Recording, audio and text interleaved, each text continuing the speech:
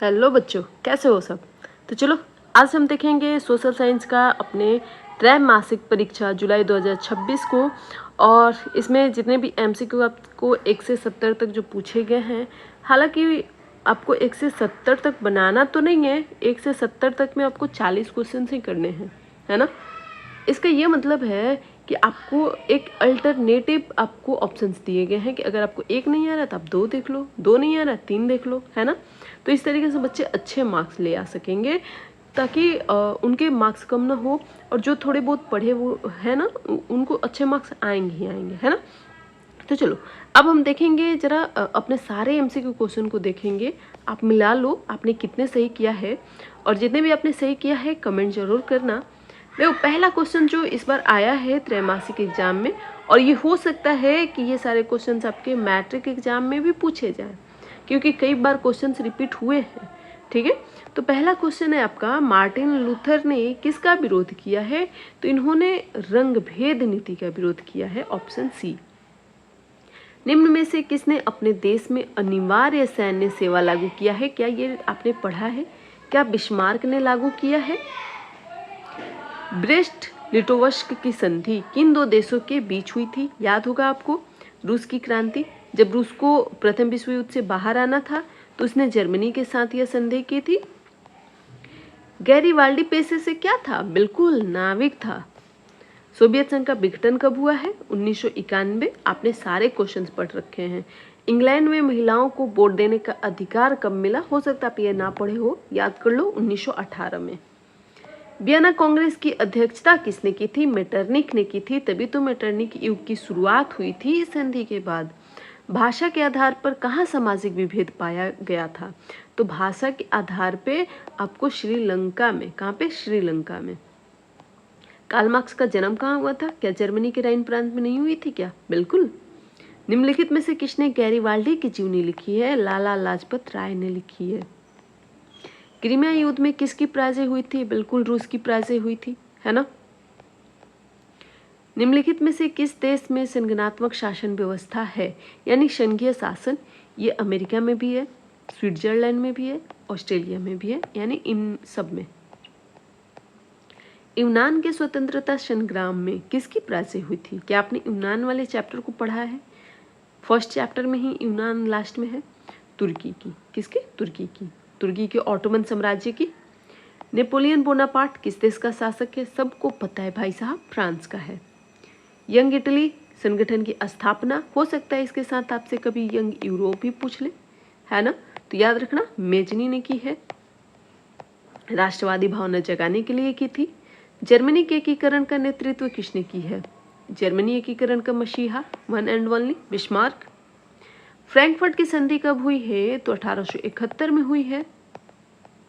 फ्रांसीसी क्रांति का मुख्य नारा क्या था, स्वतंत्रता, समानता और बंधुत्व। दास कैपिटल किसकी पुस्तक है, कार्ल मार्क्स की, किसकी है, कार्ल मार्क्स की। रूस में साम्यवादी शासन, क्वेश्चन ध्यान से समझना कि रूस में साम्यवादी शासन किसने लागू किया है, तो लेनिन ने किया है, किसने किया है, लेनिन ने। भारत में न्यायपालिका किस प्रकार की संस्था है, तो भारत की जो न्यायपालिका है बिल्कुल स्वतंत्र है, इसको किसी से लेना देना नहीं है। निम्न में से कौन भारतीय संघ व्यवस्था की विशेषता नहीं है, भारतीय संघ व्यवस्था की, क्या हमारे यहाँ दोहरी सरकार है, बिल्कुल है। स्वतंत्र न्यायपालिका है, बिल्कुल है। क्या लिखित संविधान भी है, हाँ है। क्या नहीं है इसकी विशेषता, तो दोहरी नागरिकता, दोहरी नागरिकता। संविधान का अनुच्छेद 19 किससे संबंधित है, मौलिक अधिकार से, किससे, मौलिक अधिकार से, फंडामेंटल राइट से। निम्न में से कौन सामाजिक विभाजन का आधार नहीं है, सामाजिक विभाजन का आधार बिल्कुल आपका धर्म भी है, भाषा भी है, जाति भी है, तो क्या नहीं है, मानवता नहीं है, क्या नहीं है, मानवता नहीं है। किस देश को सामाजिक विभेद के कारण किस देश को सामाजिक विभेद के कारण विखंडन का सामना करना पड़ा है, सामाजिक विभेद के कारण विखंडन, बिल्कुल ये यूगोस्लाविया है। कौन है, यूगोस्लाविया। नेपाल में लोकतंत्र की स्थापना कब हुई है, 2008 में। कब हुई है, 2008 में हुई है। सप्तदलीय गठबंधन कहाँ बनाया गया था, बिल्कुल नेपाल में बनाया गया था। प्रोटेस्टेंट और कैथोलिक समूहों के संघर्ष के लिए किस देश को जाना जाता है? तो प्रोटेस्टेंट और कैथोलिक समूह के लिए आपको पता है आयरलैंड, है ना। ये दोनों ही समूह ईसाई धर्म के हैं। लोकतंत्र में सत्ता की साझेदारी क्यों आवश्यक है? क्या इस चैप्टर को आपने अच्छे से पढ़ा था? बिल्कुल, राजनीतिक स्थिरता बनाए रखने के लिए, शांति के लिए और एकता के लिए। तो उत्तर आपका इनमें से सभी जाएगा। सत्ता की साझेदारी कितने प्रकार की होती है? लगभग 4 कह सकते हो।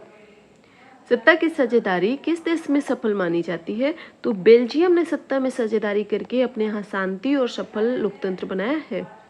लोकतंत्र का आधार क्या होता है? बिल्कुल, सत्ता में साझेदारी करो और लोकतंत्र को मजबूत बनाओ। भारतीय संविधान कब लागू हुआ है? 26 जनवरी 1950 को हमारा संविधान लागू हुआ था, इसलिए हम गणतंत्र दिवस मनाते हैं। गरीबी के दुष्चक्र की अवधारणा के प्रतिपादक कौन है? बिल्कुल, मार्क्स है। निम्न में से क्या बिहार के विकास में बाधक है? बिल्कुल, गरीबी भी है, बेरोजगारी भी है, बाढ़ भी है, तो तीनों है। मानव विकास रिपोर्ट का प्रकाशन निम्न में से किसके द्वारा किया जाता था? यूएनडीपी के द्वारा किया जाता था। निम्नलिखित में से किसे प्राथमिक क्षेत्र कहा जाता है? कृषि को। द्वितीय क्षेत्र औद्योगिक क्षेत्र है ना। तृतीय क्षेत्र सेवा क्षेत्र है।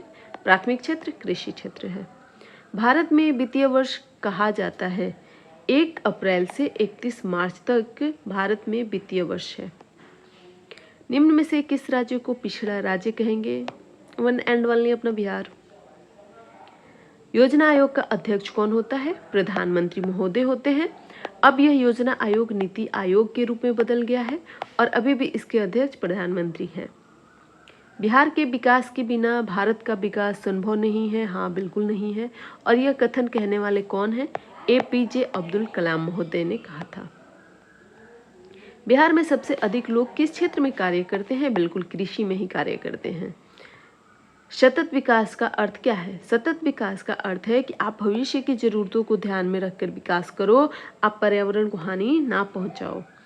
बिहार में सबसे अधिक लोग किस क्षेत्र में? अच्छा, एक ही क्वेश्चन 2 बार रिपीट हो गया है आई थिंक। Okay, next. निम्न में से कौन मानव पूंजी है? मानव की पूंजी शिक्षा है भाई। राष्ट्रीय आय का मुख्य स्रोत क्या होता है? बिल्कुल, उत्पादन होता है राष्ट्रीय आय का मुख्य स्रोत। निम्न में से कौन राष्ट्रीय आय मापने की विधि? ये तीनों है। ठीक है। भारत में योजना आयोग का गठन कब हुआ था? तो यह हुआ था 15 मार्च 1950 को योजना आयोग का निर्माण हुआ था और 1 जनवरी 2015 से ये नीति, आप जो योजना आयोग देख रहे हो, यह नीति आयोग बन गया था 1 जनवरी 2015 में। ठीक है, याद रखना। निम्न में से कौन विकास का संकेत है? शिक्षा, स्वास्थ्य और आय। अगर ये तीनों बढ़ रहा है मतलब अपना देश विकास कर रहा है। पेट्रोलियम किस प्रकार का संसाधन है? बिल्कुल, इसे दोबारा प्राप्त नहीं की जा सकती, एक लंबा प्रोसेस के तहत प्राप्त किया जाता है, अनवीकरणीय है। पंजाब में भूमि निम्नीकरण का मुख्य कारण क्या है? बिल्कुल, अधिक सिंचाई। अत्यधिक सिंचाई के कारण वहाँ की भूमि में अम्ल की मात्रा बढ़ गई है, पानी बढ़ने से, है ना, लवण बढ़ गया है और इस वजह से आपका ये देखोगे आप। निम्न में से अति जल दोहन से किस तत्व का संदूषण बढ़ गया है? आर्सेनिक का। किसका? आर्सेनिक का। बाघ परियोजना बिल्कुल 1973 में आया था, बाघों को बचाने के लिए। भारत में सबसे अधिक कोयला कहाँ पाया जाता है? गोंडवाना में। बिल्कुल, हिमालय क्षेत्र तो नया है नहीं, मरुस्थल में तो बिल्कुल नहीं, तटीय क्षेत्र में भी बिल्कुल नहीं, गोंडवाना क्षेत्र में। वन किस प्रकार का संसाधन है? आपने पढ़ा है, जिसमें जीव हो, जैव संसाधन होगा। कपास की खेती निम्न में से किस मृदा उपयुक्त है? तो रेगुर मृदा। कौन सी? रेगुर यानी काली मिट्टी। कांटी तापीय विद्युत संयंत्र कहाँ है? यह मुजफ्फरपुर में है। बिहार में नहरों द्वारा सर्वाधिक सिंचाई किस जिले में होती है? रोहतास में। अपने रोहतास में सबसे ज्यादा। देश के बांधों को किसने भारत का मंदिर कहा है? तो आपको याद होगा, पंडित जवाहरलाल नेहरू ने कहा है। वह कौन सा रसायन है जो मेढक के प्रजनन को नष्ट करता है? एंड्रिन है। रेगुर मृदा का सर्वाधिक विस्तार किस राज्य में हुआ है भाई? महाराष्ट्र, गुजरात। सिमलीपाल वन्यजीव अभयारण्य कहाँ है? उड़ीसा में है। निम्न तेल उत्पादक क्षेत्र में कौन गुजरात में स्थित है? अंकलेश्वर है। यूनेस्को द्वारा भारत के कितने जैवमंडल आरक्षित क्षेत्रों को मान्यता दी गई है? देखो ध्यान से देखना कि एक क्वेश्चन आएगा कि भारत में कितने जैवमंडल आरक्षित क्षेत्र हैं, तब आप कहना 18 हैं। लेकिन जब यूनेस्को द्वारा मान्यता प्राप्त कहे तो 12 जाएगा। 12 को ही मान्यता यूनेस्को द्वारा प्राप्त है। ठीक है। सोपानी कृषि किस राज्य में प्रचलित है? बिल्कुल पहाड़ी वाले क्षेत्रों में, है ना। इसी को हम सीढ़ीनुमा कृषि भी कहेंगे, तो उत्तराखंड में। वर्ष 1934 में बिहार ने किस प्राकृतिक आपदा का सामना किया था? तो 1934 में यहाँ भूकंप आया था, बहुत तगड़ा भूकंप आया था। सुनामी का प्रमुख कारण क्या था? सुनामी का प्रमुख कारण ही होता है समुद्र में भूकंप आना। समुद्र में भूकंप आने को ही क्या कहते हैं? सुनामी कहते हैं। भारत में सुनामी कब आई थी? यह 26 दिसंबर 2004 को भारत में सुनामी आई थी, बहुत गंदा वाली। भुज किस प्रकार से में स्थित किस राज्य में है? गुजरात में। सुनामी के अंदर चला गया था, काफी विनाश हुआ था यहाँ पे। किस आपदा का संबंध पृथ्वी की आंतरिक संरचना से? क्या गौर से देख रहे हो? आंतरिक संरचना, क्या बाढ़ आंतरिक संरचना की वजह से आती है? नहीं। रासायनिक आपदा नहीं, सुनामी, है ना। पृथ्वी के अंदर भूकंप आएगा समुद्र के अंदर में, तो वहीं आपकी हो गई। भारत का प्रथम उर्वरक संयंत्र कहाँ स्थापित है? सिंदरी में। सिंदरी में प्रथम उर्वरक संयंत्र को स्थापित किया गया था। तो आपने टोटल 70 क्वेश्चंस कर लिए हैं और हम उम्मीद करेंगे कि लगभग आपने 70 में 40 तो क्वेश्चन, 40 में 40 क्वेश्चन तो आप इस पर लेके आओगे ही, है ना। 40 में 40 सही करो, आपके 1 मार्क्स भी इधर उधर नहीं जाएंगे। तो आपके लिए तो काफ़ी आसान पेपर हो गया है कि आपको 70 क्वेश्चन दिए जाते हैं, आपको 40 सही कर देने हैं, आपको 40 में 40 नंबर मिल जाएंगे। कोशिश करेंगे कि हम कभी नेक्स्ट वीडियो ऐसे बने तो आपको ये जो इसमें दीर्घोत्तरीय और लघुत्तरीय क्वेश्चन हैं उस पर हम डिस्कस कर सके कि आपको कैसे लिखना है, ताकि आपको उसमें भी फुल मार्क्स आ सके। तो चलिए आज के लिए इतना ही रहेगा इस वीडियो में। चलिए खेलिए, खाइए, मस्त रहिए और चैनल को सब्सक्राइब करके जाइएगा, लाइक भी करिएगा, शेयर भी करिएगा। उम्मीद करते हैं आपसे।